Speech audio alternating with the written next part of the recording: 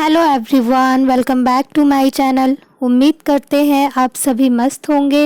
आज मैं हिंदी एनसीईआरटी के गद्य खंड के चैप्टर 6 के समरी के साथ आई हूँ। कहानी के संपूर्ण समरी को जानने के लिए पूरे वीडियो में बने रहें। तो बिना टाइम वेस्ट किए फटाफट से वीडियो स्टार्ट करते हैं। क्लास 10 की हिंदी एनसीईआरटी गोधूली के गद्य खंड के चैप्टर 6 बहादुर शीर्षक कहानी के समरी को आज हम लोग देखेंगे। हम सबों ने मिलकर जो हिंदी एनसीईआरटी को 30 डेज में ख़त्म करने का चैलेंज लिया है, तो आज है हमारे चैलेंज का डे 6। अगर आप चैनल पर नए हैं तो जल्दी से जाके चैनल को सब्सक्राइब ज़रूर कर लेना और साथ ही बेल आइकन ज़रूर प्रेस कर लेना, ताकि मैं जब भी नेक्स्ट वीडियो अपलोड करूं तो आप तक नोटिफिकेशन पहुंच जाए। तो सबसे पहले मैं इस कहानी के लेखक जो कि हैं अमरकांत, उनके बारे में बताना चाहूँगी।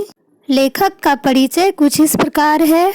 हिंदी साहित्य के महत्वपूर्ण कथाकार अमरकांत की कहानियों में मध्य वर्ग, विशेषकर निम्न मध्य वर्ग के जीवनानुभवों और जिजीविषा का प्रभावशाली और अंतरंग चित्रण मिलता है। अब सरसपाट आने वाले कथनों में भी वे अपनी जीवंत मानवीय संस्पर्श के कारण अनोखी आशा पैदा कर देते हैं। अमरकांत लेखक की भाषा में एक खास तरह का फक्करपन है। उनकी रचनाओं में मुहावरे चमक ला देते हैं। अब हम लेखक के कुछ जीवन परिचय के बारे में जानेंगे। हिंदी के सशक्त कथाकार अमरकांत का जन्म जुलाई 1925 ईस्वी में नागरा, बलिया, उत्तर प्रदेश में हुआ था।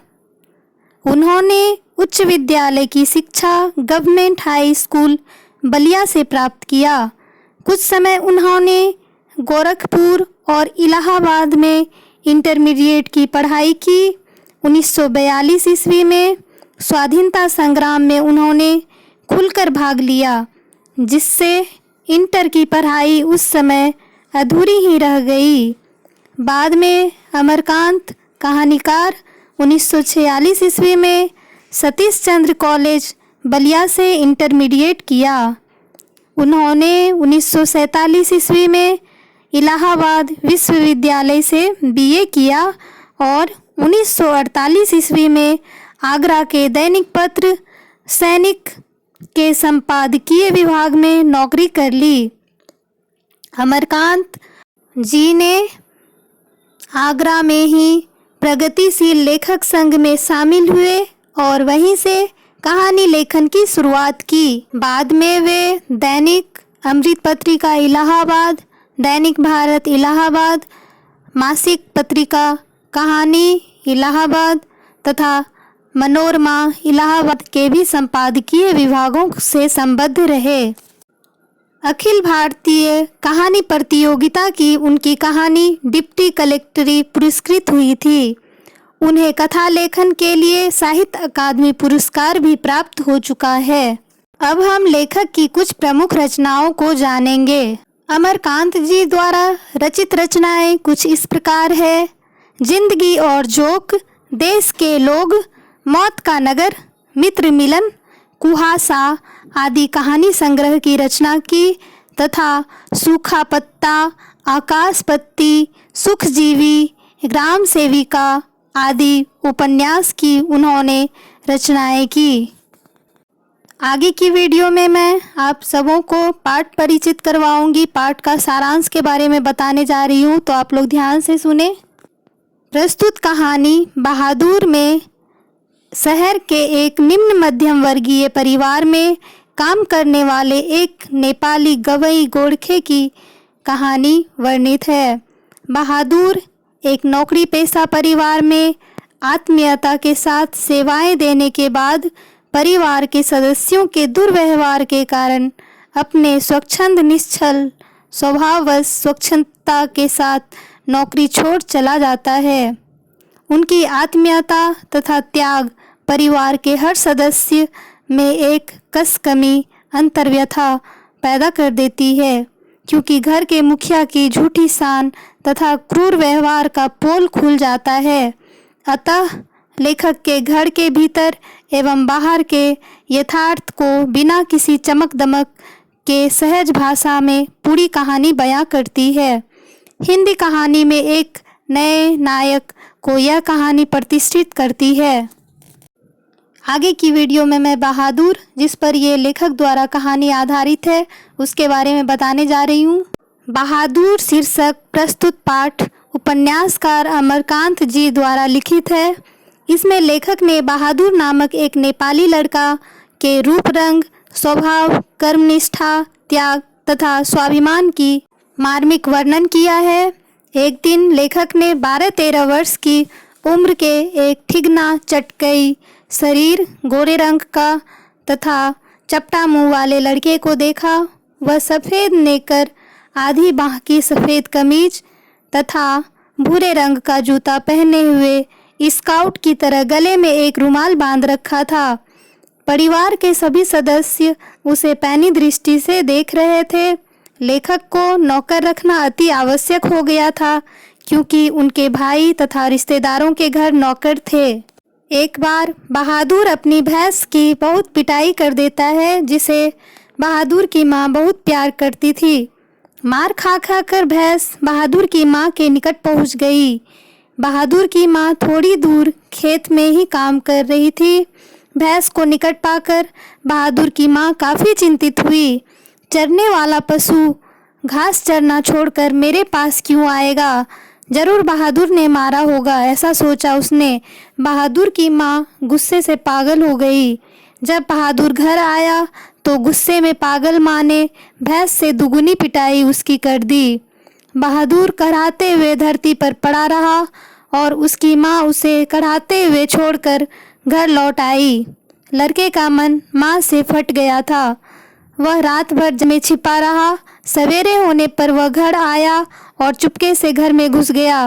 घी की हांडिया में हाथ डालकर उसने माँ के रखे रुपये में से 2 रुपये निकाल लिया। अंत में बहादुर भाग गया। बहादुर के गांव के निकट बस स्टैंड थी, जो कि 6 मील की दूरी पर स्थित थी। वहां गोरखपुर जाने वाली बस थी। बहादुर का घर का नाम दिल बहादुर था। आगे के वीडियो में हम देखेंगे कि बहादुर अपने घर से भागकर कैसे अपना जीवन यापन करता है। गोरखपुर में बहादुर एक साहब के घर नौकरी करने लगता है। वह सदा प्रसन्न रहा करता था, सबसे मिलजुल कर रहता था। बहादुर हंसमुख और मेहनती था। उससे बच्चे भिन्न भिन्न तरह का प्रश्न पूछा करते थे। कभी पहाड़ी गाना सुनाने की फरमाइश किया करते थे। उसकी पत्नी निर्मला बहादुर से बहुत खुश थी। उसकी चर्चा पड़ोस की स्त्रियां भी बराबर किया करती थी। बहादुर सवेरे जग जाता था, नीम के पेड़ से दातुन तोड़कर लाता था, घर आंगन की अच्छी तरीके से सफाई करता था, अंगीठी जलाता, चाय बनाता, कपड़े धोता और बर्तन मांजता।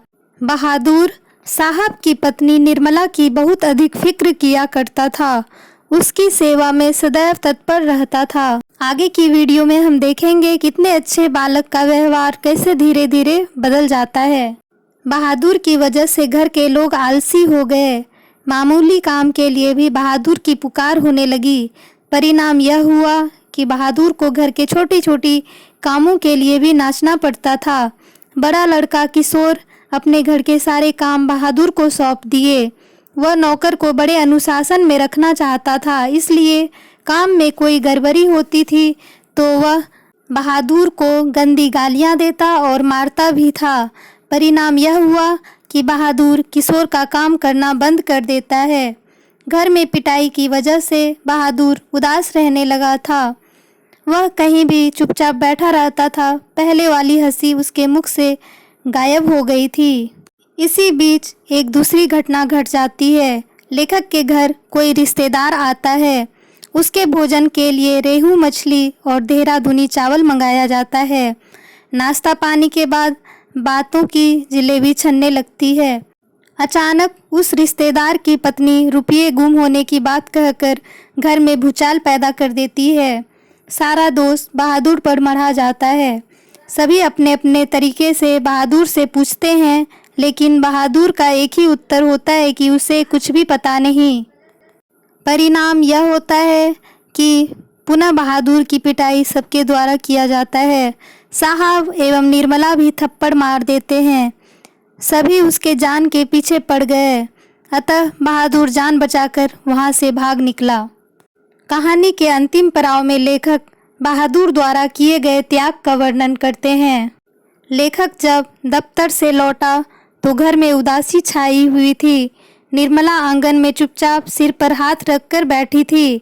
आंगन गंदा पड़ा था, बर्तन बिना मले हुए रखे थे, सारा घर अस्त व्यस्त था। बहादुर के जाते ही सबके होश उड़ गए थे। निर्मला अपनी मति पर रोना रो रही थी। लेखक बहादुर का त्याग देखकर भौचक्का रह जाता है, क्योंकि बहादुर अपनी तनख्वाह, वस्त्र, बिस्तर तथा जूते सब कुछ वहीं छोड़ गया था, जिससे बहादुर के आंतरिक क्षोभ का पता चलता है। वह गरीब होते हुए भी आत्माभिमानी था। मार तथा गाली गलौज के कारण वह मां से दुखी था तथा उसने घर का त्याग किया था। ठीक उसी प्रकार जब लेखक के घर भी उसे मार तथा गंदी गालियां से प्रताड़ित किया जाने लगा तो वह वहां से भी भाग निकला। तो इस प्रकार मैंने कहानी के संपूर्ण समरी को काफ़ी आसान भाषा में आप लोगों के समक्ष समझाने का कोशिश किया है। तो हमें उम्मीद है कि आप लोगों को ज़रूर समझ आया होगा। वीडियो कैसी लगी आप लोग कमेंट में ज़रूर बताना। हमारे चैनल पर अगर नए हैं तो हमारे चैनल को लाइक करें, अपने फ्रेंड्स से भी वीडियो को शेयर कर देना और हमारे साथ जुड़े रहने के लिए हमारे चैनल को सब्सक्राइब करके बेल आइकन ज़रूर प्रेस कर लें, ताकि मैं जब भी नेक्स्ट वीडियो अपलोड करूं तो वो नोटिफिकेशन आप तक पहुंच सके। तो मिलते हैं नेक्स्ट वीडियो में, तब तक do revision, stay healthy, stay blessed and stay motivated. Thanks for watching.